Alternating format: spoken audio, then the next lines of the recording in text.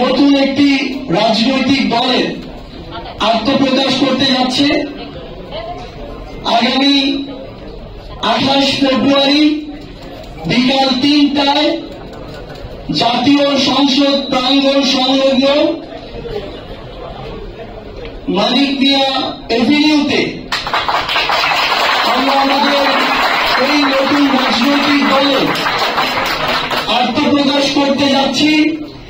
আমরা আমাদের এই আত্মপ্রকাশের যে শপথ, সেই শপথটি এই বাংলাদেশের 18 কোটি মানুষের আশা আকাঙ্ক্ষার যে প্রতীক, ওই জাতীয় সংসদ, সেই জাতীয় সংসদকে সামনে রেখে এই শপথটি করতে চাই।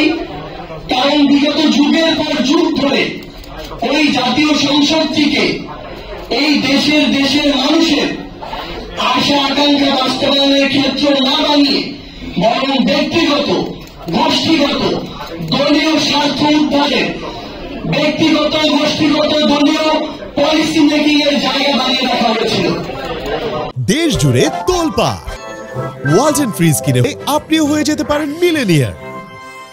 সেখানে জাতির আশা আকাঙ্ক্ষার প্রতিফলন হওয়ার কথা, সেই জায়গাটিকে স্বৈরাচারের উৎপাদন ক্ষেত্র বানিয়ে রাখা হয়েছিল। তাই আমরা বাংলাদেশের ছাত্র জনতাকে সামনে রেখে, ওই জাতীয় সংসদকে সামনে রেখে আগামী বাংলাদেশে নতুন যে রাজনৈতিক দলটি হতে যাচ্ছে, সেই রাজনৈতিক দলের আত্মপ্রকাশ করতে যাচ্ছি।